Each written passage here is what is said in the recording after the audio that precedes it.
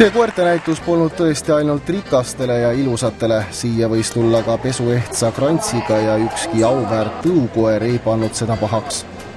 Koertenäituse tulud annetatakse ka tänavu mõne lemmikloomade varjupaiga abistamiseks. Sel aastal parandatakse laekuva raha eest Kohtla-Järve ja Rakvere varjupaiga loomade olmetingimusi. Heategevuslikult annetatud raha eest ostetakse varjupaikadele konkreetseid asju. Seda ei ole, et lihtsalt kantakse raha varjupaiga arvele. Osavõtt oli üllatavalt aktiivne, kokku registreerimistasudest laekus lausa rekordiline summa ehk üle 13 000 krooni. Ta läheb aasta-aastalt ikka populaarsemaks ja populaarsemaks. Ja järgmine aasta, kui meil on väike juubelihõnguline ehk 5. heategevuslik matšõu, siis on neid osalejaid kindlasti veelgi rohkem.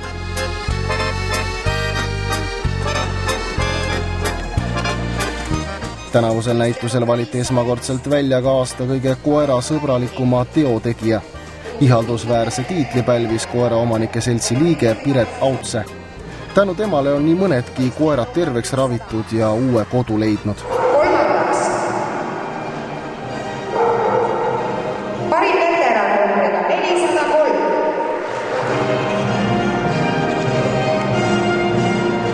Teiseks.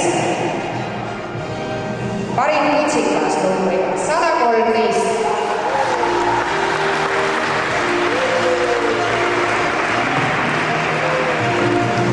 Ja riigi ja Eesti koeraomanike seltsi heategevusliku show kõige ilusam koer. Punase lindi saanud koerte seast parim koerumbriga 245.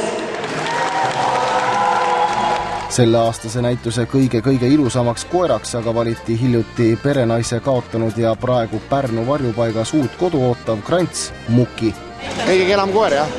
Absoluutselt kõige kenam koer. Nüüd enam ei annagi varjupaigast ära või? No, ma arvan, et varjupaiga keskkond pole kõige parem keskkond koera jaoks, nii et loodan, et kuskil leidub keegi selle kõige kaunima Eesti koera jaoks. Ja muidugi kahju on, et kuskil on keegi inimene, kes on sellest kaunist loomast loobunud. Kas see on hüljatud koer? See on hüljatud koer.